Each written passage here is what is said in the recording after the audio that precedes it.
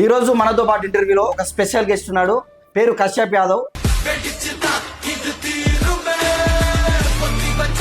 అయితే విషయం ఏంటంటే మీరు బీజేపీలో చాలా క్రియాశీలకంగా పనిచేశారు. మళ్ళీ ఎందుకు జాగృతికి షిఫ్ట్ కావాల్సి వచ్చింది?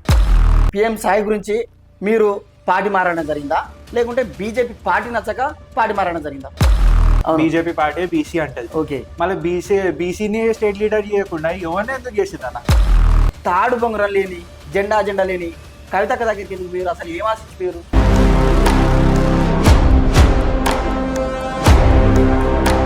కవితక్క కశ్యప్ యాదవ్ గుర్తుపడుతుందా? అమ్మ తర్వాత మళ్ళీ అట్లా చూసుకుంటున్నా. 2028 అవసరం లేదు. ఈ జిహెచ్ఎంసీ ఎలక్షన్స్ వరకు మీరు పార్టీ మారుతారేమో అని నాకు అనిపిస్తుంది. కవితక్కని కాదని.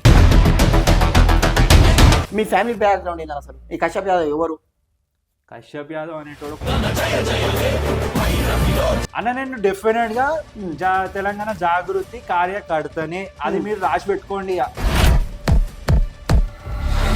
కవితక్క పార్టీ పెట్టబోతుందా, లేకుంటే కాంగ్రెస్ లో బీజేపీలో కలవబోతుందా? ఒక వర్గం నుంచి రేవంత్ రెడ్డి మనిషి అంటారు కదా, ఇట్లా రేవంత్ రెడ్డి ఓకే.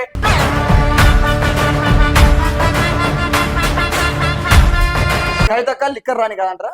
ఎందుకైతే అసలు నువ్వు అది అన్ననికైనా నోరు ఉండాలి. మీకైనా రెగ్యులర్ గా ఉండే సన్నిహితులు, మాజీ మంత్రులు, మాజీ ఎమ్మెల్యే అలానే తెచ్చి ఇంటర్వ్యూ చేయమన్నా మమ్మల్ని ఎందుకు కూర్చోబెట్టును?